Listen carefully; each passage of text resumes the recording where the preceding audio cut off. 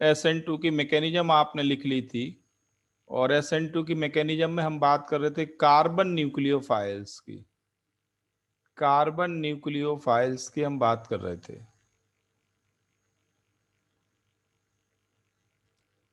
Direct source indirect source मैंने आपको बताए थे।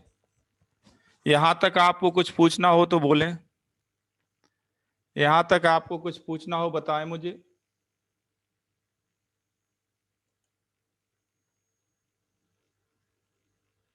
जल्दी करो, कुछ भी पूछना हो। यस और नो?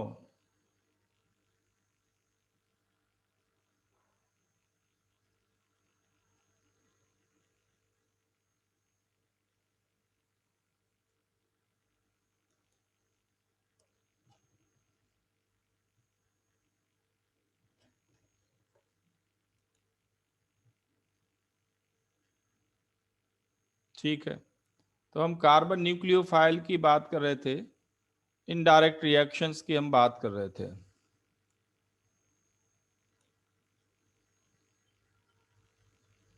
इनडायरेक्ट रिएक्शंस की हम बात कर रहे थे। इनडायरेक्ट सोर्सेस तो मैंने आपको लिस्ट करा दिए थे। इनडायरेक्ट सोर्सेस तो मैंने लिस्ट करा दिए थे आपको। मैं उन्हीं की बात आगे करने जा रहा हूं।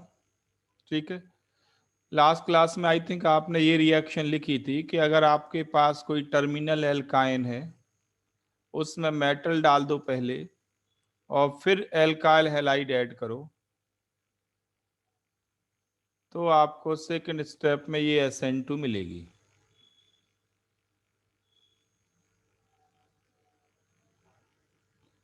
सेकंड स्टेप में ये SN2 मिलेगी।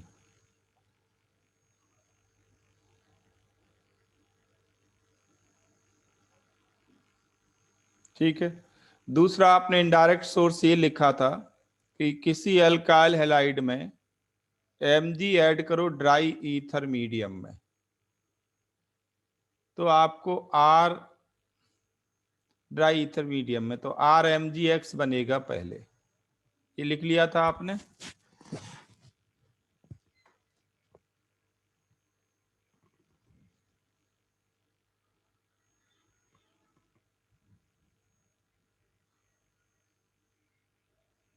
मैं इनडायरेक्ट मेथड की ही बात करने जा रहा हूं फर्दर। अगर सोडियम मेटल की Mg मेटल की जगह सोडियम मेटल ले लें, Mg मेटल की जगह सोडियम मेटल ले लें, तो ये बनता है RR।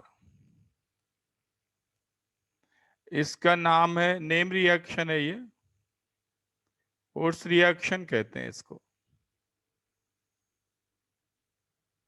Mg और Na मेटल में डिफरेंस इतना सा है, Mg और सोडियम मेटल में डिफरेंस इतना है कि Mg पे चार्ज ज्यादा है, या ये कहें पॉजिटिव चार्ज डेंसिटी Mg पे ज्यादा है। पॉजिटिव चार्ज डेंसिटी Mg पे ज्यादा है।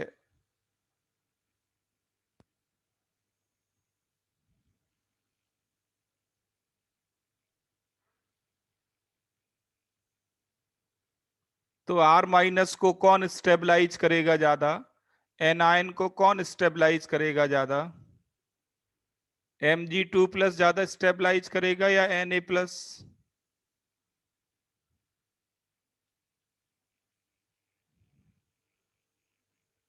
R माइनस को ज्यादा स्टेबलाइज करेगा Mg2+। यही एक बेसिक डिफरेंस है Na+ और Mg मेटल में। बाकी मैकेनिज्म तो सेम ही है।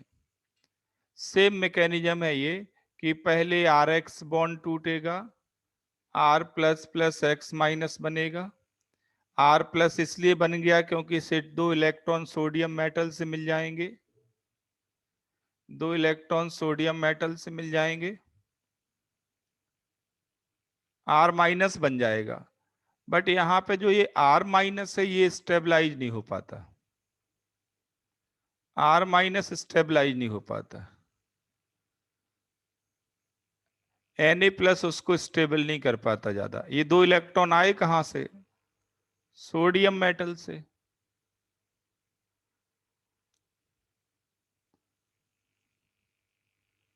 तो ये R- रिएक्शन करने के लिए फ्री होता है। तो रियलिटी में होता क्या है, पूरा एल्काइल हैलाइड R- में कन्वर्ट नहीं हो पाता। पूरा एल्काइल हैलाइड R- में कन्वर्ट नहीं हो पाता। जैसे जैसे R- बनता है वो दूसरे एल्काइल हैलाइड से रिएक्ट करता रहता है। मतलब ये SN2 चलती रहती है, SN2 ये चलती रहती है।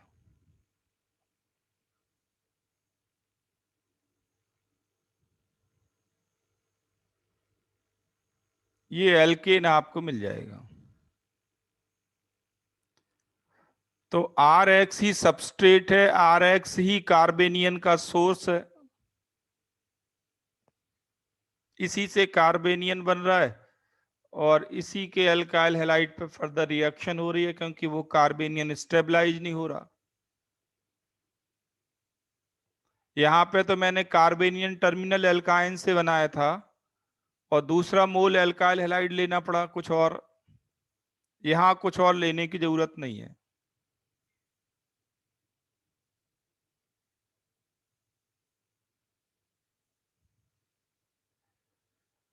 वर्डिंग पे ध्यान देना, मैंने कहा कुछ लेने की जरूरत नहीं है, मैंने ये नहीं कहा कि कुछ और लेते नहीं है। वोट्स रिएक्शन कराने के लिए दूसरा मोल लेने की जरूरत नहीं है, बट हम अगर चाहें तो ले सकते हैं, कोई दिक्कत नहीं उसमें।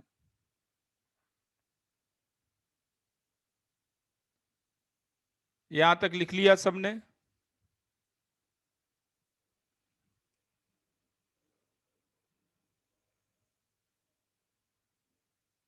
जैसे मैं ये कह रहा हूं आपसे कि आप अकेला एक एल्काइल हैलाइड ले लें,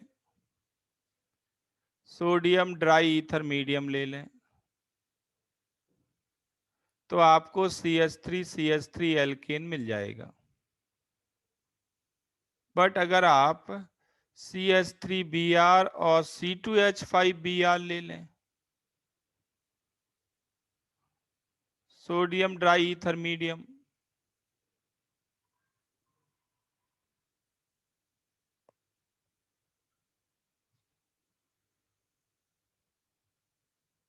तो आपको 3 एल्केन मिलते हैं, एक नहीं 3 alkane. Ethane, butane and propane, 3 alkane मिलते हैं। क्या करना, पहले इस एल्काइल हैलाइड से कार्बेनियन बनाना। पहले अल्काइल हैलाइड से कार्बेनियन बना के इसी पर रिएक्ट करना, तो ईथेन बन जाएगा, और दूसरे अल्काइल हैलाइड पर रिएक्ट करना तो प्रोपेन बन जाएगा। फिर C2H5Br से कार्बेनियन बनाना और इसका इसी पर रिएक्शन कराओगे तो ब्यूटेन मिलेगा, और CH3Br पे कराओगे तो फिर प्रोपेन मिलेगा। ये 3 डिफरेंट प्रोडक्ट आपको मिल सकते हैं।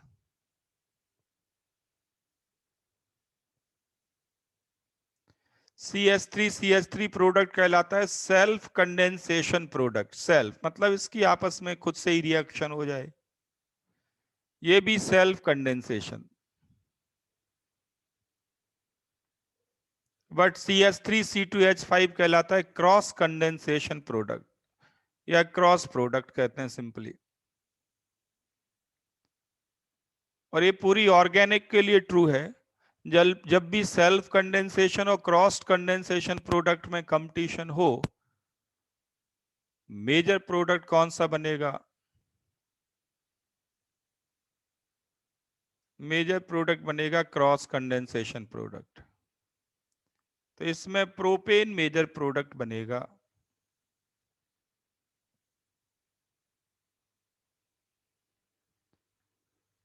प्रोपेन मेजर प्रोडक्ट बनेगा।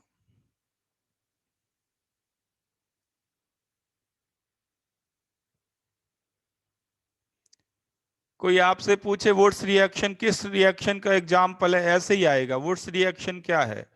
E1E2SN1SN2, Wurtz reaction. किस टाइप का एग्जाम्पल है?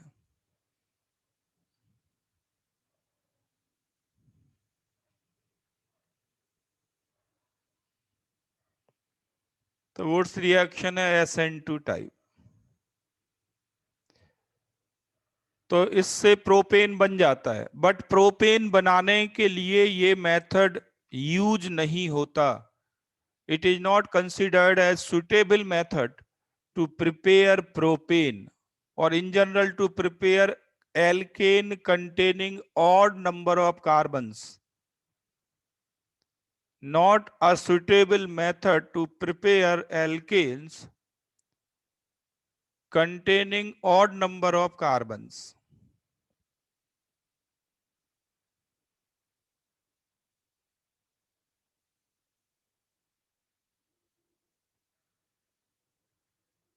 तो अगर आपको ऑड कार्बन एल्केन बनाना है, प्रोपेन बनाना है, पेंटेन बनाना है, हेप्टेन बनाना है, तो आपको दो डिफरेंट एल्काइल हैलाइड लेने पड़ेंगे। और अगर दो डिफरेंट एल्काइल हैलाइड लेंगे तो आपको ये 3 डिफरेंट प्रोडक्ट्स मिलेंगे। और इस प्रोडक्ट मिक्सचर का सेपरेशन डिफिकल्ट होता है, physical separation as well as chemical separation.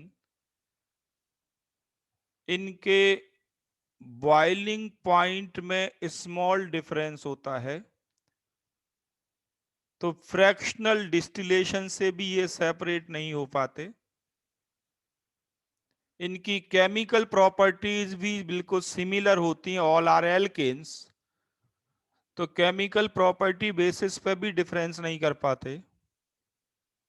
तो ना तो फिजिकल मेथड से इनको इजीली सेपरेट किया जा सकता है, ना केमिकल मेथड से इजीली सेपरेट किया जा सकता है। बट ऐसा नहीं कि इनको सेपरेट कर ही नहीं सकते। इनके मोलर मास में डिफरेंस है, वो भी स्मॉल है। डिफ्यूजन मेथड से इनको सेपरेट कर सकते हैं। दो इनर्ट गैसेस को सेपरेट करने का तरीका भी होता है diffusion method. Grams law of diffusion आपने गैस स्टेट में पढ़ा होगा।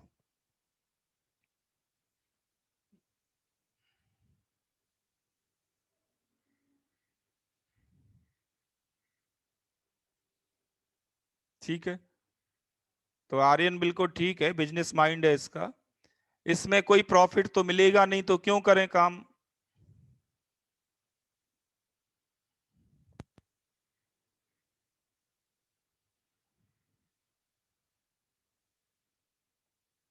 तो it is not a suitable method to prepare alkanes containing odd number of carbons. समझ में आ गया सबको?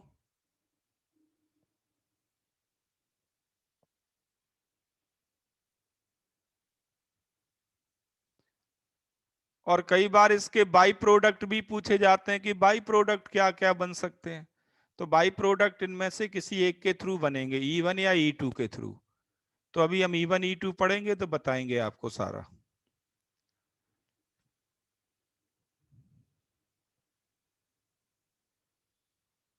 ठीक है, E1 E2 के साथ कंपटीशन, E1 E2 तो पढ़ चुके हैं, कंपटीशन इनके साथ।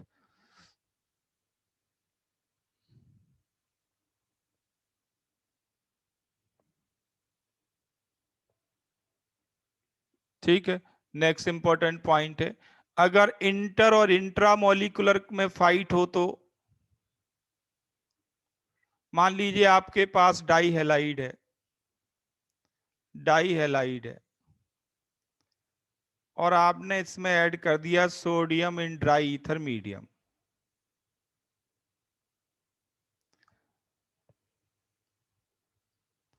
दो ऑप्शन आपके पास होंगे, दो ऑप्शन आपके पास होंगे। अगर इंट्रामोलिकुलर रिएक्शन कराएं तो साइक्लोप्रोपेन बनेगा, और अगर इंटरमोलिकुलर रिएक्शन कराएं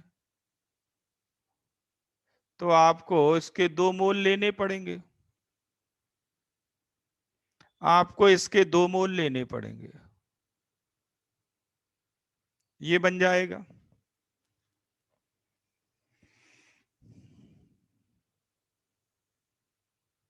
अगर इंटर और इंट्रा मॉलिक्यूलर में फाइट हो तो मेजर प्रोडक्ट कौन सा बनेगा? Through intra molecular reaction.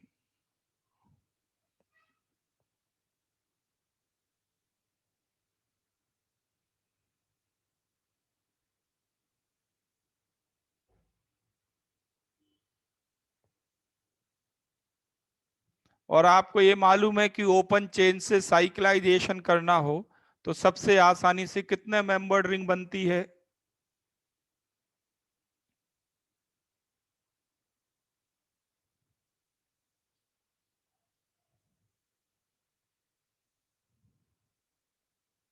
मुझे लगता है गलती से लिखा जा रहा है। राहुल कह रहा है 3, आर्यन कह रहा है 15।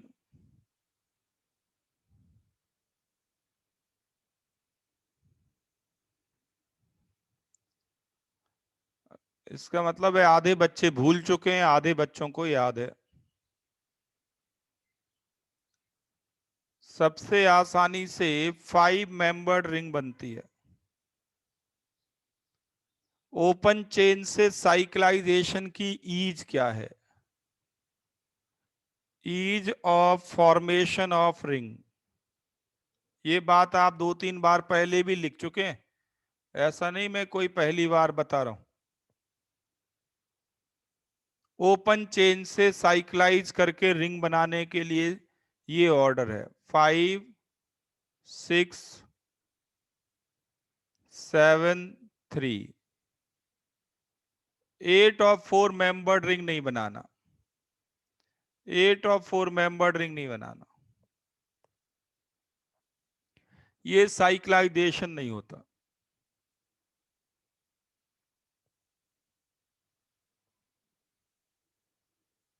क्योंकि ये जरूरी है कि कार्बन चेन टर्न होते होते बॉन्डिंग लेंथ तक आने चाहिए वो कार्बन जिनके पास हैलोजन है, बॉन्डिंग लेंथ तक आने चाहिए। ये टोटल मैथमेटिकल है। अगर आप 3 कार्बन लेंगे तो ये बॉन्डिंग लेंथ तक आ जाएंगे।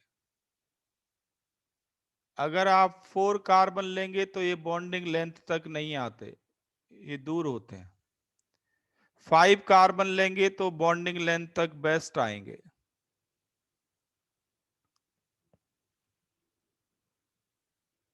तो ये बॉन्डिंग लेंथ तक नहीं आते, इसलिए पोजीशन 1 और 4 में बॉन्ड नहीं बन पाता। सिंपल मैथमेटिकल है।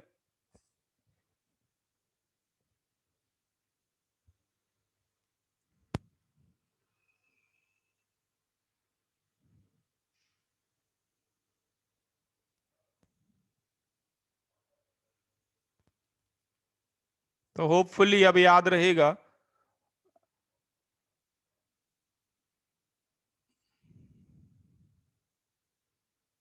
ठीक है, तो अगर इंटर और इंट्रा में फाइट हो, अगर इंटर और इंट्रा में फाइट हो तो पहले कौन सी रिएक्शन कराएंगे?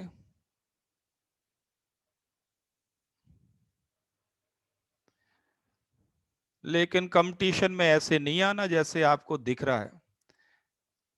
मेनली आईटी वाले ऐसे नंबर नहीं लुटाते, वो तो आपकी बाल की खाल निकालेंगे। कैसे? तुक्के वाले लोग सरवाइव नहीं कर पाते।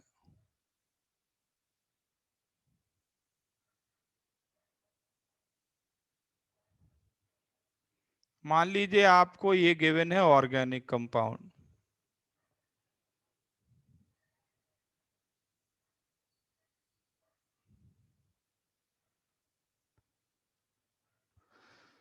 इसमें एक कार्बन और बढ़ा लो, अभी बात पूरी हुई नहीं।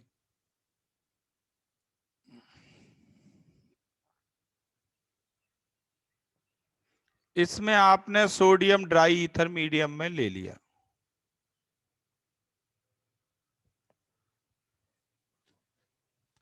सोडियम ड्राई ईथर मीडियम में ले लिया।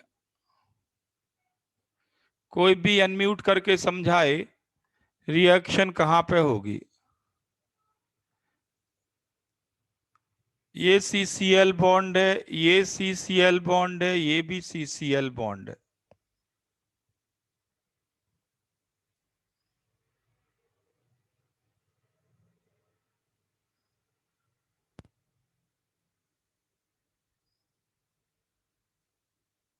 आपसे पूछें कितने डिफरेंट प्रोडक्ट मिल सकते हैं,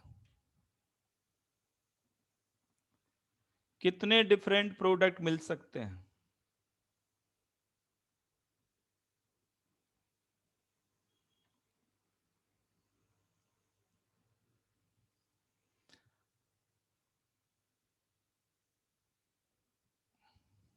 यश, यश बताएगा कितने डिफरेंट प्रोडक्ट मिल सकते हैं? सब्स्टिट्यूटेड प्रोडक्ट, एलिमिनेशन की बात नहीं कर रहा हूं मैं, सब्स्टिट्यूटेड प्रोडक्ट कितने मिल सकते हैं डिफरेंट?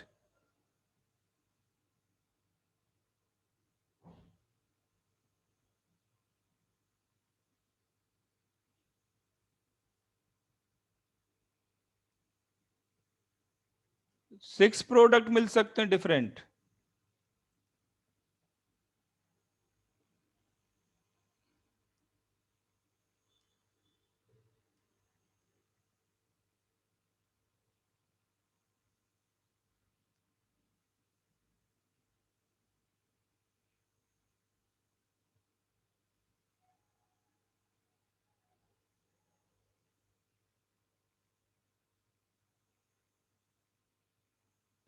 देखो, अगर इंटर और इंट्रा दोनों इंक्लूड कर लें, अगर इंटर और इंट्रा इंक्लूड कर लें दोनों, तो आपको तीन डिफरेंट प्रोडक्ट मिलेंगे। इंटर और इंट्रा कर लें तो तीनों, इंटर और इंट्रा करें, सॉरी गलत बोल दिया मैंने, इंटर मॉलिक्यूलर से तीन बनेंगे, इंटर मॉलिक्यूलर से तीन बनेंगे। इंट्रा मॉलिक्यूलर से कितने बनेंगे?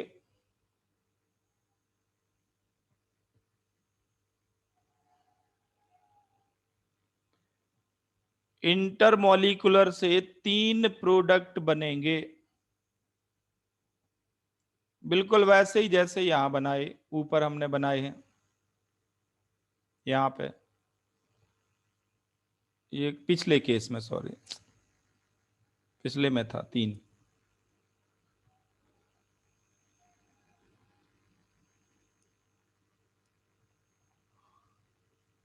साइक्लिक प्रोडक्ट कितने बन सकते हैं डिफरेंट? साइक्लिक,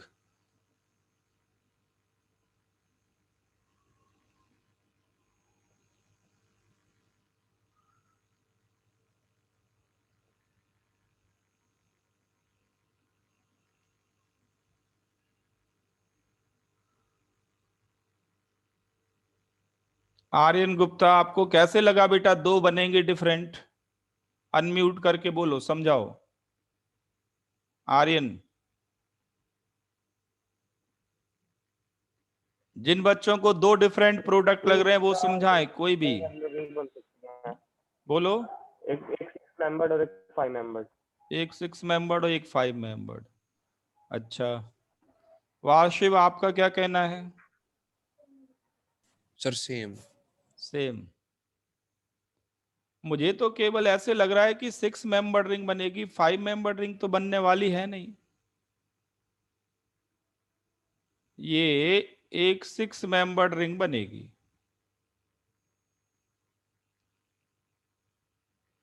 इसका मतलब साफ है कि आप पिछली क्लास का पढ़ते ही नहीं है, लिख के प्रैक्टिस नहीं करते।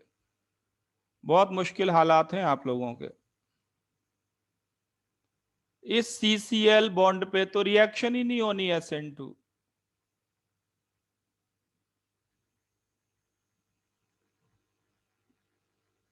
आर्यन गुप्ता हो, हर्षित हो, कई और बच्चे हैं जो गहरी नींद में हैं, जो गहरी नींद में हैं, उनके लिए मैं बता दूं, अनसैचुरेटेड कार्बन पे तो SN2 होती ही नहीं है। कैसे उनके दो 5 मेंबर रिंग ये बना रहे हैं मालूम नहीं। इसका मतलब कुछ भी प्रैक्टिस नहीं करते कि क्या बताया गया है। क्या इस CCl बॉन्ड पे SN2 होगी?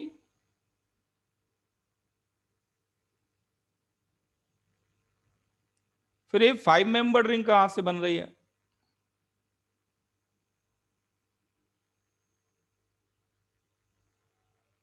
बस CCL है तो तोड़ देना है, चाहे वो कहीं भी हो दुनिया में।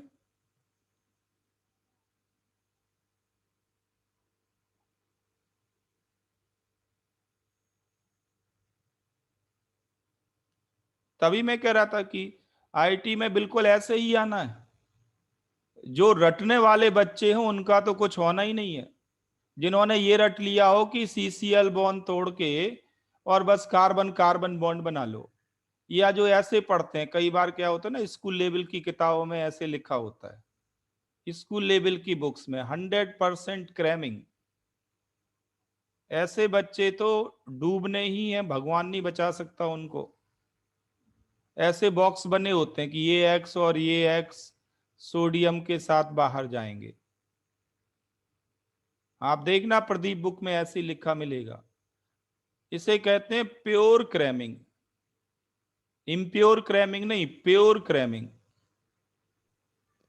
ऐसे बॉक्स बना बना के आपको स्कूल लेवल की किताबों में लिखा मिलेगा।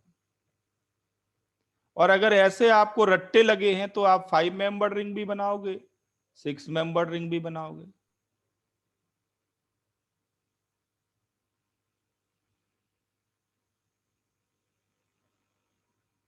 एक जो मैंने ये रिएक्शन लिखी, इस तरह से कभी भी नहीं पढ़ना, वरना ऑर्गेनिक में आपका बुरा हाल होने वाला है कंपटीशंस में। बोर्ड एग्जाम में भले ही 99% आ जाए, कंपटीशंस में आपका अता पता नहीं होगा।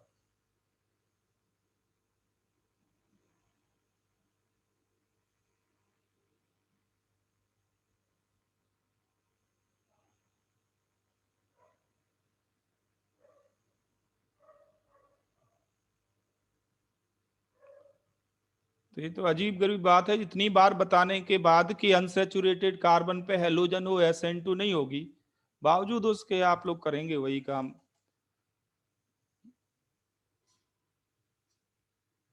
मींस पिछला याद नहीं रखते, प्रैक्टिस नहीं करते आप लोग।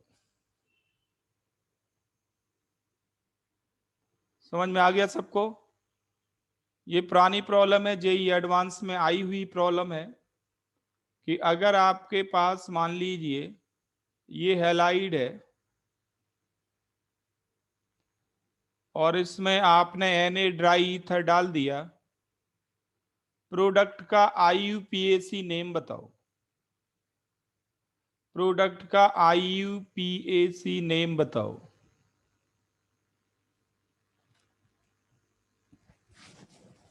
ये जेई में आई हुई प्रॉब्लम है, पुरानी प्रॉब्लम है। हाँ, हर्षवर्धन ने बिल्कुल ठीक आंसर किया है। इसमें बाईसाइक्लो कंपाउंड बनेगा। पोजीशन 1 और पोजीशन 3 के बीच इंट्रामोलिकुलर रिएक्शन होती है। पोजीशन 1 और पोजीशन 3 के बीच इंट्रामोलिकुलर रिएक्शन होती है। इनके बीच बॉन्ड बन जाएगा।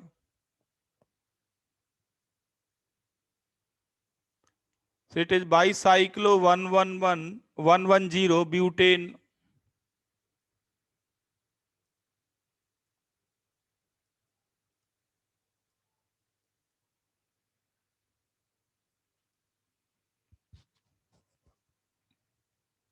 Bicyclo 110 butane.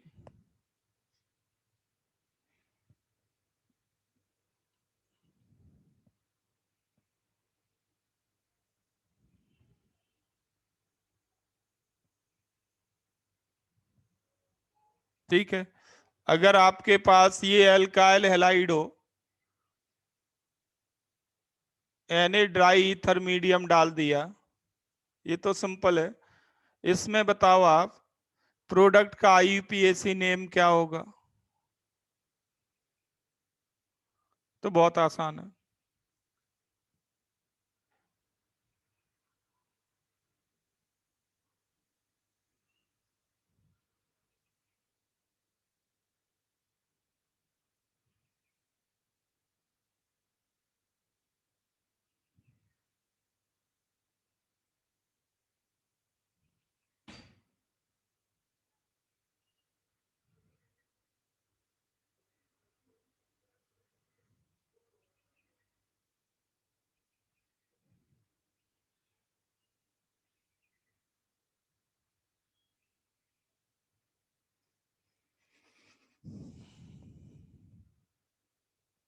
तो इसके 2 मोल ले लेने हैं आपको,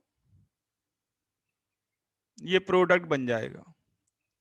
इसका आईयूपीएसी नेम होगा 3,4 डाइमिथाइल हेक्सेन, 3,4 डाइमिथाइल हेक्सेन।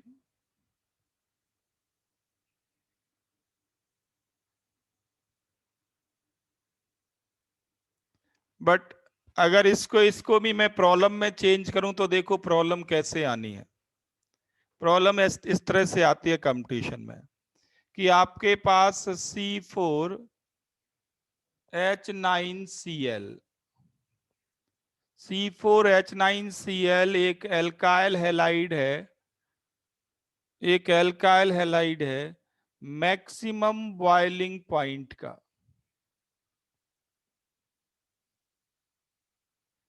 इसमें Na ईथर डाल दिया। बताइए प्रोडक्ट का आईयूपीएसी नेम क्या होगा?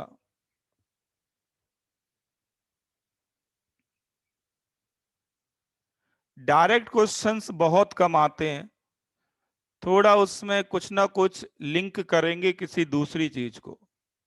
डायरेक्ट क्वेश्चन इस तरह से कंपटीशंस में नहीं आते, कोई भी कर लेगा। अब आपको क्या करना है, C4H9 के सारे आइसोमर्स बनाने हैं। 4 कार्बन चेन के साथ अगर बनाए, 4 कार्बन चेन के साथ तो 2 ही बनेंगे।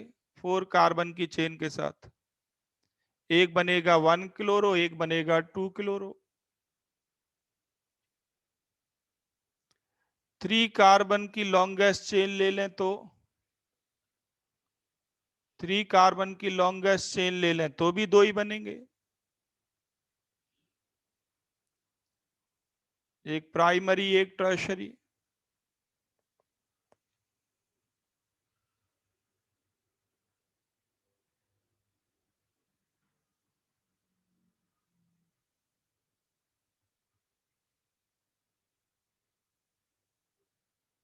और कोई बना सकते हो तो बताओ मुझे, और कोई बना सकते हो तो बताएं। अब इन चारों के बॉइलिंग पॉइंट कंपेयर करने हैं, इन चारों के बॉइलिंग पॉइंट कंपेयर करने हैं।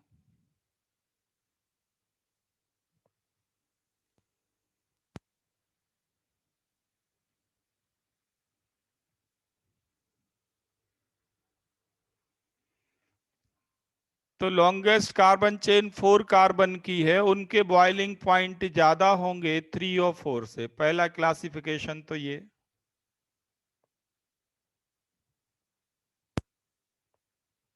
कार्बन चेन की ब्रांचिंग इंक्रीज हो तो बॉइलिंग पॉइंट डिक्रीज होता है। कार्बन चेन की ब्रांचिंग इंक्रीज हो, बॉइलिंग पॉइंट डिक्रीज होता है।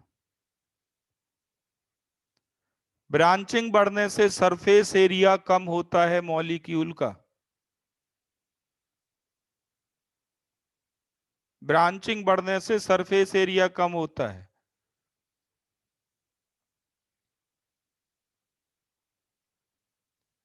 तो फर्स्ट और सेकंड का ज्यादा होगा थर्ड और फोर्थ से, और फर्स्ट और सेकंड में देखें तो मैक्सिमम फर्स्ट का होगा। इसका सरफेस एरिया सबसे ज्यादा होगा।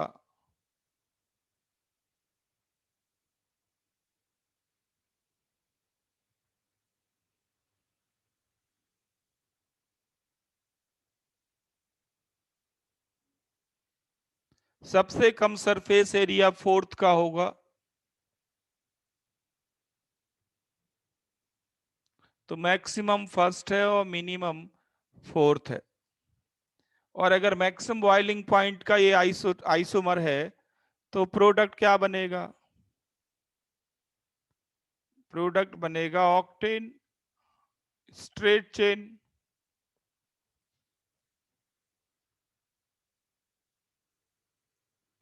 प्रोडक्ट ऑक्टेन बनेगा।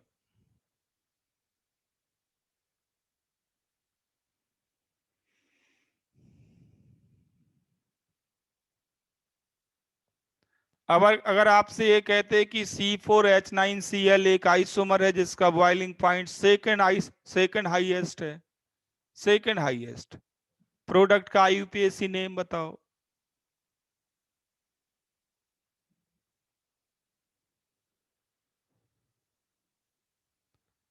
अगर सेकंड हाईएस्ट होता तो प्रोडक्ट ये बनता, ये है सेकंड हाईएस्ट वाला।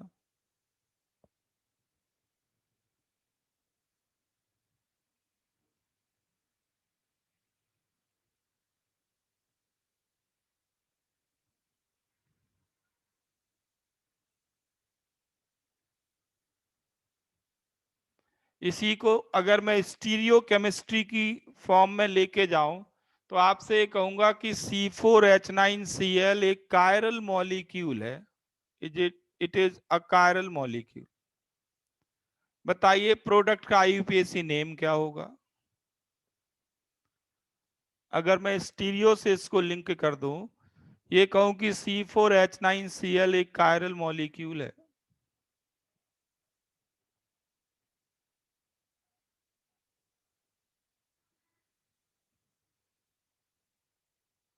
तो आपको क्या करना है, इसके सारे आइसोमर्स बना लेने हैं और कायरल को ढूंढना है।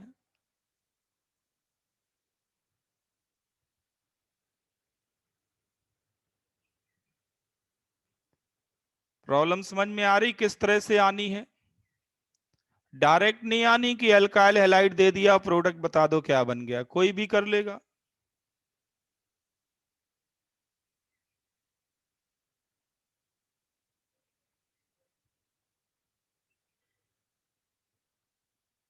कोई भी कर लेगा इसको।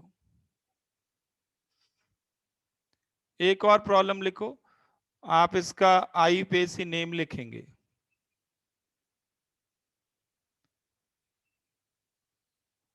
ये 8 मेंबर्ड रिंग है, एक कार्बन कम हो गया इसमें।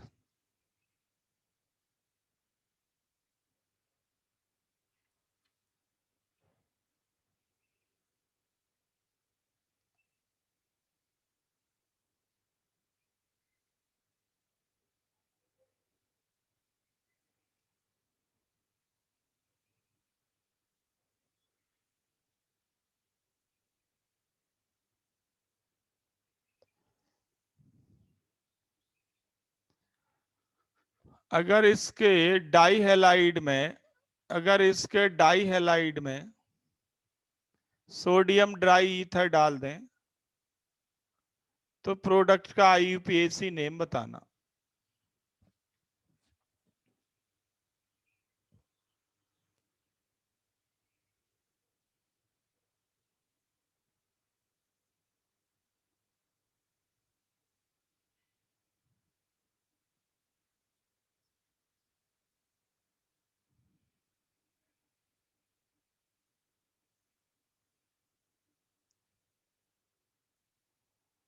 ठीक है, आप अपने आप करेंगे, घर बैठ के करेंगे।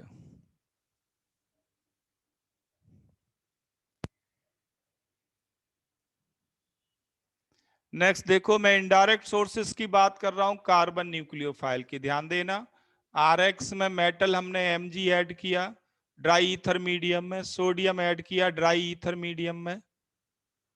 अब मैं बात करने जा रहा हूं टर्मिनल एल्काइन से भी आपने कार्बेनियन बनाया। ये 3 अलग अलग सोर्सेस आपने देख लिए। इनडायरेक्ट सोर्स कार्बेनियन के आपने 3 अभी तक डील किए। अब मैं एक बहुत ही बड़े केस पे जा रहा हूं, वो है इससे कार्बेनियन बनाना। और ये ग्रुप जेड कैसा होना चाहिए? ये कैसा होना चाहिए? -M इफेक्ट वाला ग्रुप होना चाहिए। -M इफेक्ट वाला ग्रुप होना चाहिए, वो लिस्ट आपको मालूम है। इसमें आप क्या ऐड करोगे? OH आयन ऐड करो, NH2- आयन ऐड करो, या कोई एल्कोक्साइड ऐड करो, या कोई बेसिक सॉल्ट ऐड करो, बेसिक सॉल्ट एक्वस NaHCO3। और aqueous K2CO3। Basic salt add करो या रेडीमेड O- और N- डाल दो। ये सोडियम बाइकार्बोनेट और कार्बोनेट नॉर्मली आते हैं ऑब्जेक्टिव में, ये आए हुए हैं। ये भी OH आयन के सोर्स हैं। OH आयन कहां से आएगा? एक्वस NaHCO3 में। एक्वस NaHCO3 में OH आयन कहां से आएगा? प्रोडक्ट ये बनेगा कार्बेनियन। ये H जाएगा H+ के फॉर्म में, ये बेस ले जाएंगे इसको। जब आप बेसिक सॉल्ट डालते हैं तो OH आयन कहां से आ गया? वो आता है एनायन के हाइड्रोलिसिस से। हर्षवर्धन ने बिल्कुल ठीक आंसर किया, एनायन के हाइड्रोलिसिस से आता है।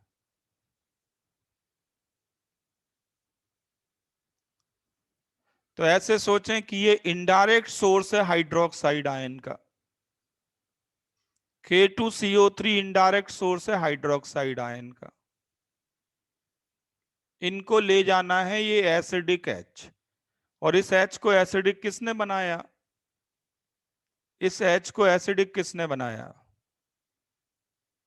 इसको एसिडिक बनाया इस -M इफेक्ट वाले ग्रुप ने।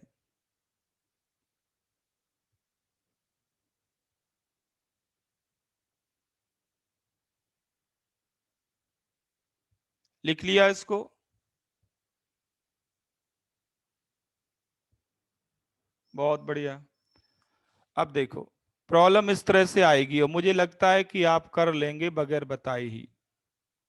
मान लीजिए ये आपको गिवन है, इसमें आपने ऐड किया first KOH followed by reaction with CH3Br। क्या बनेगा? मैं ऑप्शन देता हूं।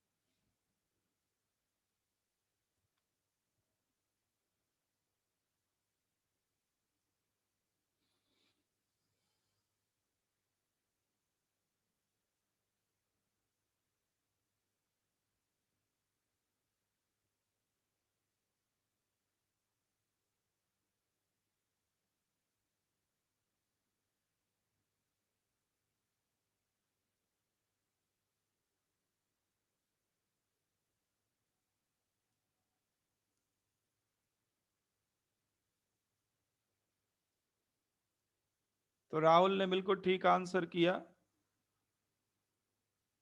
ऑप्शन ए करेक्ट है। इतनी देर लगती नहीं है, हार्डली 10 सेकंड की प्रॉब्लम होती है, 10 to 15 सेकंड की। 10 to 15 सेकंड से ज्यादा टाइम नहीं लगता।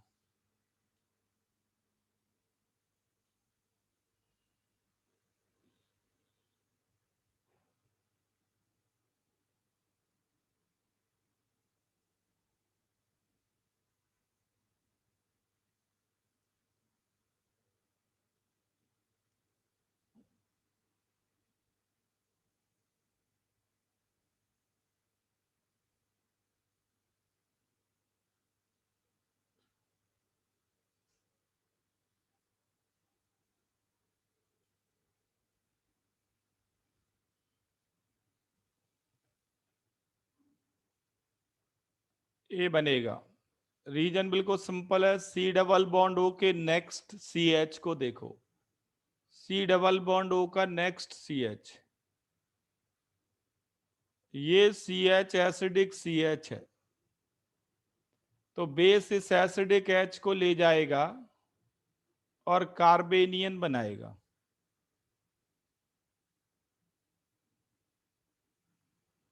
कार्बेनियन बनाएगा।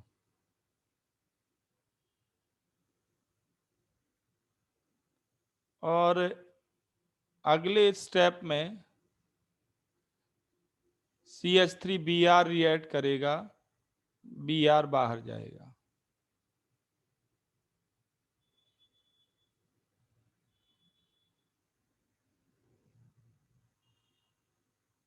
CH3 आ जाएगा। आ गया समझ में सबको?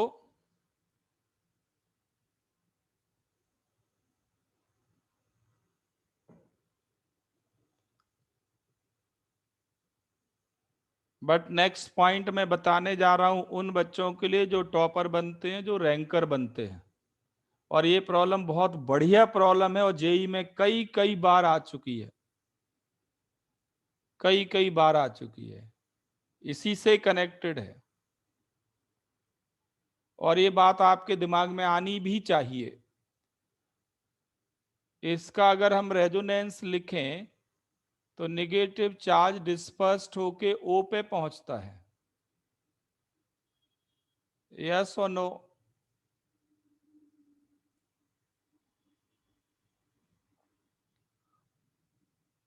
और ये जो O माइनस है डीलोकलाइज्ड है, तो ऑब्वियस सी बात है CH3Br पे SN2 कर सकता है। E2 तो करेगा नहीं, वैसे CH3Br E2 तो देगा ही नहीं। ये प्रोडक्ट भी बनेगा। मैंने यहां डेलिबरेटली नहीं लिखा इसको, जेई एडवांस के पेपर में ये भी ऑप्शन में होगा। देखें आप, कंप्रीहेंशन ढूंढेंगे आपको मिलेगा कई जगह, ऑप्शन में ये भी लिखा होगा। ये प्रोडक्ट क्यों नहीं बनता? ये प्रोडक्ट क्यों नहीं बनता?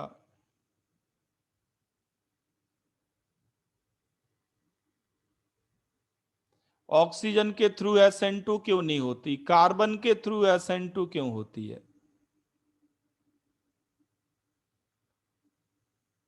इनफैक्ट इसका नाम है एम्बीडेंट न्यूक्लियोफाइल। इसे कहते हैं एम्बीडेंट न्यूक्लियोफाइल।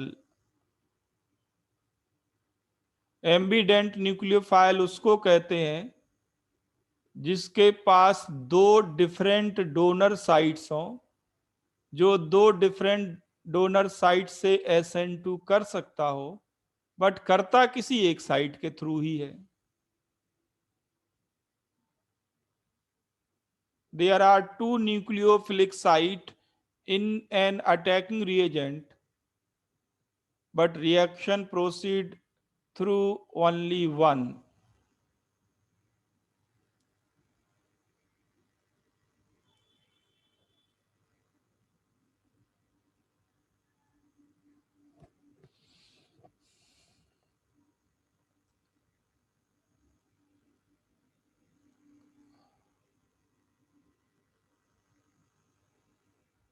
बेटा अनसैचुरेटेड कार्बन, कौन सा कार्बन अनसैचुरेटेड की बात हो रही है? अनसैचुरेटेड कार्बन कहां है बेटा जिस पे हेलोजन है? ये तो सैचुरेटेड है। जिस कार्बन से हेलोजन अटैच है वो अनसैचुरेटेड कहां है? और इस CBr बॉन्ड में डबल बॉन्ड कैरेक्टर कहां से आएगा?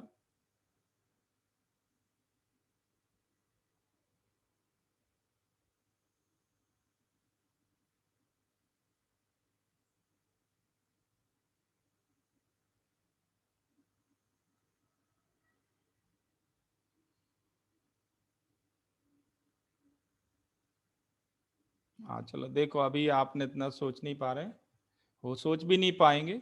एंटी एरोमेटिक का तो कोई मैटर ही नहीं है बेटा, यहाँ एरोमेटिसिटी कहाँ है? रिंग फुल्ली कंजुगेटेड थोड़ी है। अभी एक पॉइंट है जो बहुत ब्रॉड है, अभी तक मैंने उसका नाम नहीं लिया और आप उसको अभी सोच नहीं पाएंगे। इस थ्योरी का नाम है HSAB।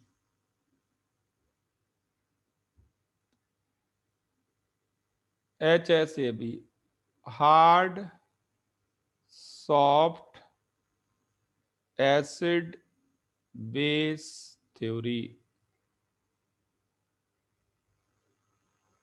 Hard soft acid base theory इसको कहते हैं। ये थ्योरी क्या है, इसका डिटेल अभी हम नेक्स्ट क्लास में लेंगे, क्योंकि एग्जाम्पल्स नेक्स्ट क्लास में आएंगे इसके सबसे ज्यादा एम्बिडेंट के साथ। अभी मैं जस्ट मोटी मोटी बात आपको बता रहा हूं। अकॉर्डिंग टू HSAB, वो ये है कि जब भी पार्शियली पॉजिटिवली चार्ज्ड कार्बन हो, पार्शियली पॉजिटिवली चार्ज्ड कार्बन हो और अटैकिंग रिएजेंट कई अवेलेबल हों आपके पास,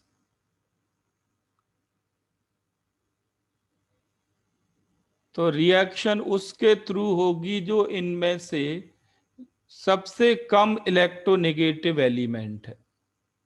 अगर कार्बन ऑक्सीजन में फाइट होगी तो कार्बन के थ्रू होगी, कार्बन नाइट्रोजन में फाइट होगी तो भी कार्बन के थ्रू होगी, ऑक्सीजन नाइट्रोजन में फाइट होगी तो रिएक्शन नाइट्रोजन के थ्रू होगी।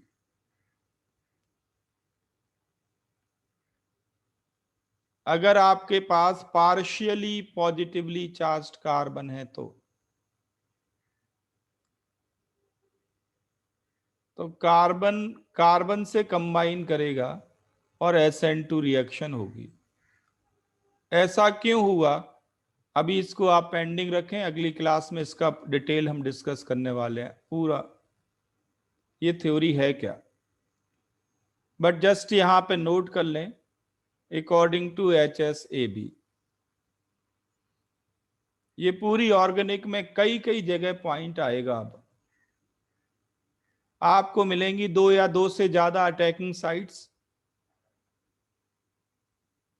डिसाइड करना होगा किसके थ्रू रिएक्शन करें। तो SN2 में आप जो लीस्ट इलेक्ट्रोनेगेटिव एलिमेंट है वो सबसे पहले अटैक करेगा।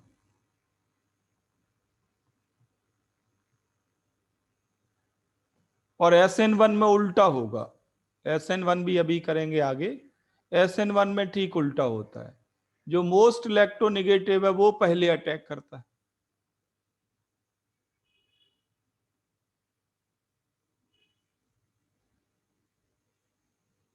इसे कहते हैं hard soft acid base theory. ये हार्ड सॉफ्ट एसिड बेस क्या है, ये आप ऑलरेडी आयनिक इक्विलिब्रियम चैप्टर में लिखा हुआ है, वैसे इसका डिटेल हमने वहां डील नहीं किया था क्योंकि काम का नहीं था, अब हम इसको डील करेंगे।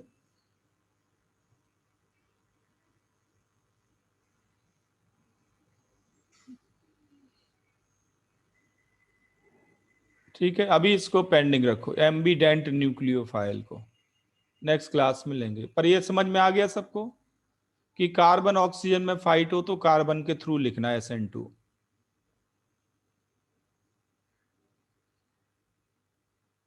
ओके, अभी मैं इसी के केस ले रहा हूं थोड़ा डिफरेंट। मान लीजिए आपके पास ये आपके पास डाई कीटो है, आपने एक्वस K2CO3 डाल दिया पहले और इसके बाद इथाइल ब्रोमाइड डाला। आपसे मैं पूछूं कि ये 4 कार्बन है, 1 2 3 4, यही चारों ऑप्शन में मिलेंगे, किस कार्बन पे SN2 होगी, मेजर प्रोडक्ट किस कार्बन पे SN2 के थ्रू बनेगा।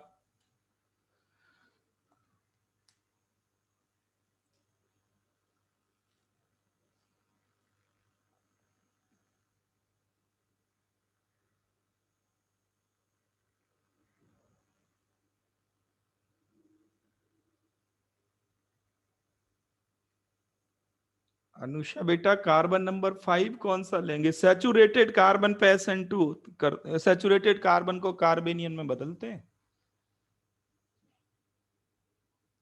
इनके पास तो H ही नहीं है, इनको इसलिए मैंने काउंटिंग में नहीं लिया, ये IUPAC काउंटिंग थोड़ी है, मैं तो आपको ऑप्शंस दे रहा हूं।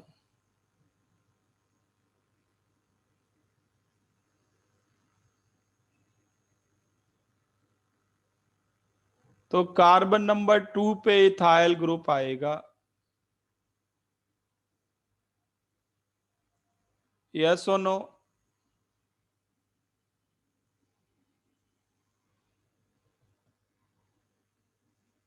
बहुत बढ़िया। अब ये रिएक्शन की वैरायटी कितनी है आप इससे अंदाजा लगा लें।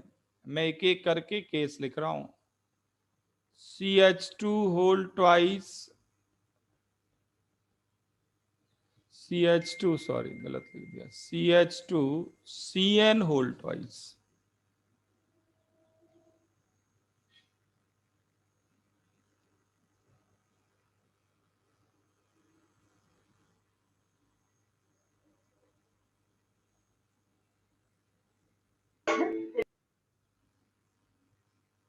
इसमें अगर आपने ऐड कर दिया एक्वस NaHCO3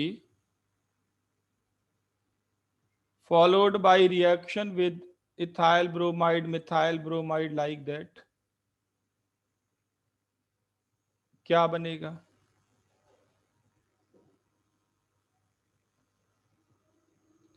तो मैंने कुछ नहीं किया, ये जो -M इफेक्ट वाला ग्रुप है,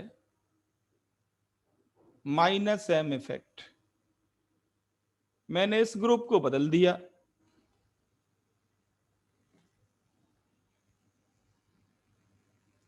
इस ग्रुप को बदल दिया। रिएक्शन कहां पे होगी? रिएक्शन होगी उस कार्बन पे जो दो दो -M इफेक्ट से कनेक्टेड है। ये बनेगा। ये प्रोडक्ट सबको क्लियर है?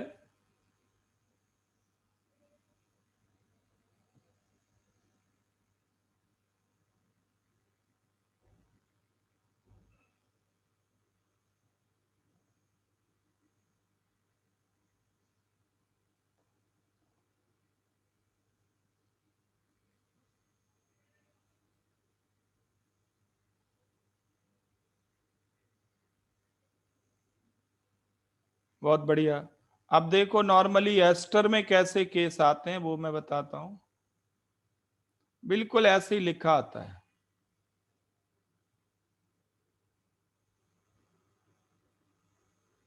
ये एस्टर है, इसमें पहले ऐड कर दिया sodium potassium methoxide followed by reaction with ethyl bromide, क्या बनेगा?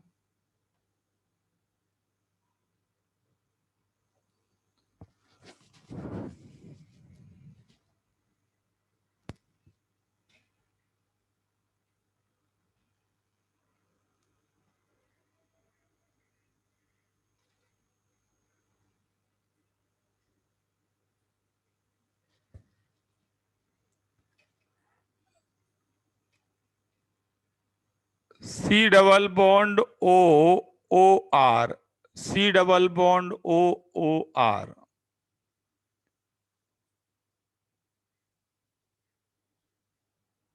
ये दोनों -M इफेक्ट वाले ग्रुप हैं। मैं दो दो ग्रुप दे रहा हूं, एक ग्रुप भी हो सकता है, दो से और आसान हो जाती है रिएक्शन।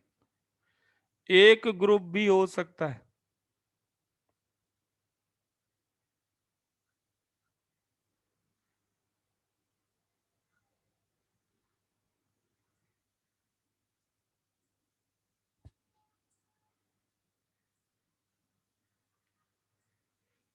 ये बनेगा, सबको क्लियर है ये?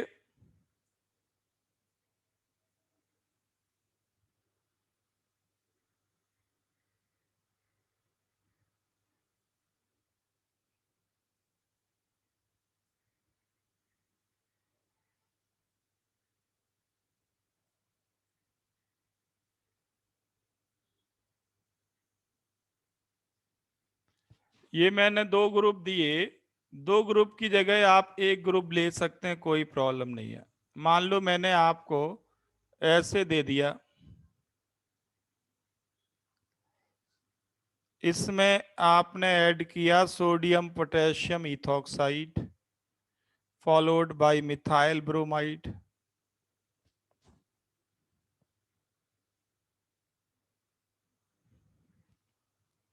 ये देखो कि ये C डबल बॉन्ड O कहाँ बॉन्डेड है, ये है -M इफेक्ट। रिएक्शन इस कार्बन पे होगी,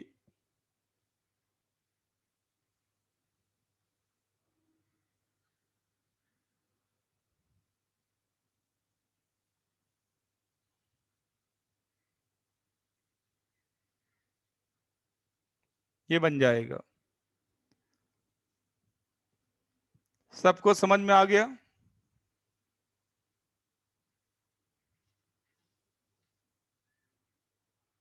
अब देखो इस केस में मेनली एस्टर वाले केस की मैं बात कर रहा हूं। एग्जामिनर माइंड आपको रीड करना हो कि वो SN2 ही कर रहे हैं, SN2 ही चाहते हैं। एग्जामिनर माइंड अगर रीड करना हो तो पॉइंट ये है कि C double bond O R जो भी यहाँ पे ग्रुप होता है एस्टर में ओ आर, वही ग्रुप एज बेस लिया जाता है। जैसे यहाँ पे इथॉक्साइड है C double bond O O R में, तो यहाँ इथॉक्साइड लिया गया। ऐसा नहीं है कि OH आयन नहीं ले सकते, ऐसा नहीं है कि NH2 माइनस नहीं ले सकते, ये सब ले सकते हैं, सेम प्रोडक्ट बनेंगे, all you can take. But preferred कौन है? वो है वही अटैकिंग रिएजेंट जो एस्टर का OR ग्रुप हो।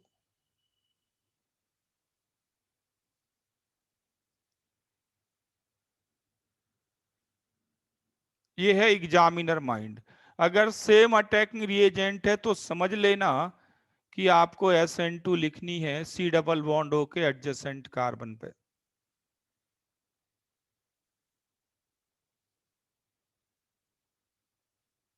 ऐसा क्यों होता है, सेम क्यों लेते हैं? एक्सपेरिमेंटल एडवांटेज क्या है इसका? थ्योरेटिकली ये सब ले सकते हैं, कोई दिक्कत नहीं।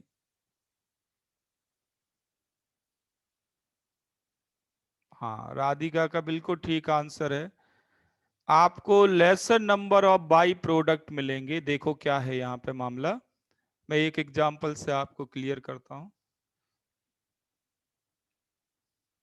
ये है आपके पास एस्टर, ठीक है, मैं यहाँ C2H5 लिख रहा हूं। जब आप इथॉक्साइड आयन इसमें डालते हैं, देखो यहाँ पे OR मैंने इथॉक्साइड लिया।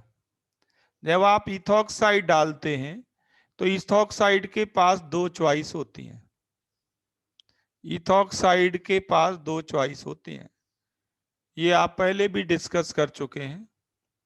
ये इस H को ले जाएगा और इस C डबल बॉन्ड O पे भी जा सकता है। ये हेट्रोपाई बॉन्ड भी तोड़ता है इथॉक्साइड।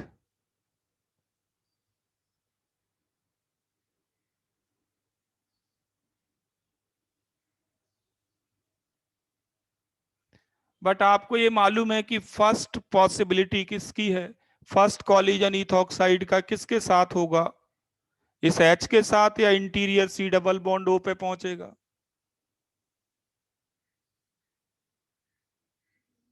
तो फर्स्ट पॉसिबिलिटी तो यही है कि ये H ब्रेक होगा। बट इसका ये मतलब ही नहीं होता कि सेकंड कार्बन पे रिएक्शन नहीं हो सकती। माइनर प्रोडक्ट उसके थ्रू बनेंगे। आपसे माइनर नहीं पूछे जाते, मेजर प्रोडक्ट पूछे जाते हैं। दूसरी पॉसिबिलिटी में माइनर प्रोडक्ट की बात यहां पे करने जा रहा हूं। जरा सोचिए, अगर इसने इस बॉन्ड को तोड़ दिया तो क्या बनने वाला है?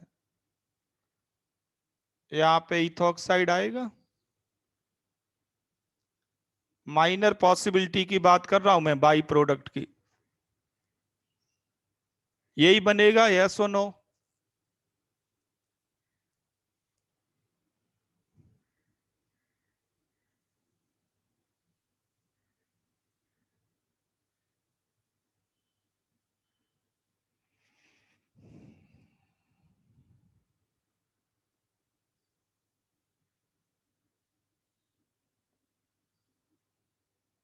ओके।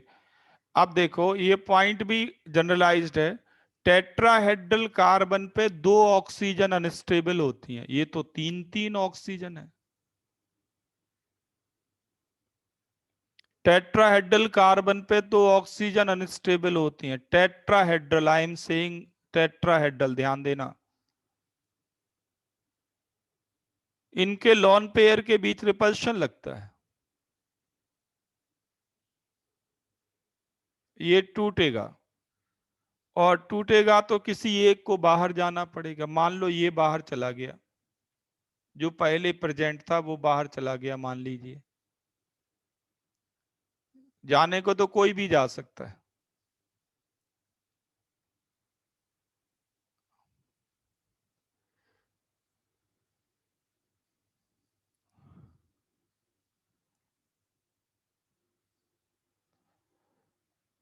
ये बन जाएगा।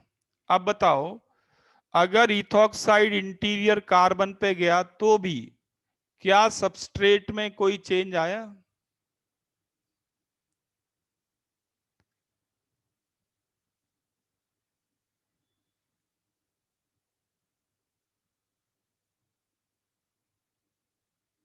इसका यह मतलब हुआ कि एक्सक्लूसिवली अगर कोई डिफरेंट प्रोडक्ट बनता है तो वो CH के थ्रू बनेगा।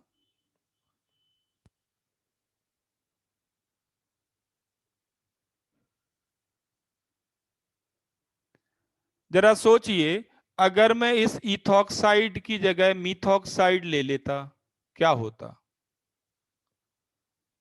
यहां पे इथॉक्साइड की जगह मिथॉक्साइड ले लेता, तो क्या सेम एस्टर बनता?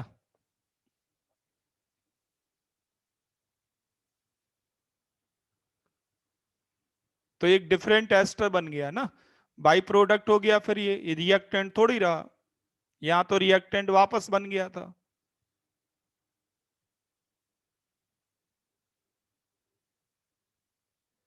तो मैं ये कह रहा हूं आपसे कि अगर एग्जामिनर माइंड रीड करना हो, कि एग्जामिनर आपको SN2 ही दे रहा है, एग्जामिनर के माइंड में SN2 प्रोडक्ट ही चल रहा है, तो वो आपको सेम अटैकिंग रिएजेंट देगा जो एस्टर का OR ग्रुप है। COOR ग्रुप को कहते हैं एस्टर। एस्टर का जो OR ग्रुप होता है वही अटैकिंग रिएजेंट देते हैं। एक्सपेरिमेंटल बात मैं कर रहा हूं, मैं ये नहीं कह रहा हूं OH आयन के साथ SN2 नहीं होगी। OH आयन के साथ भी SN2 होगी, NH2 आयन के साथ भी SN2 होगी, और किसी बेस डाल दो, बेसिक सॉल्ट एक्वस, उसके साथ भी होगी। एस्टर के लिए बेस्ट, अगर आप कंडीशंस देखें to carry out SN2,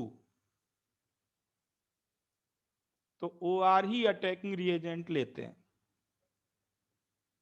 point clear है आप सबको?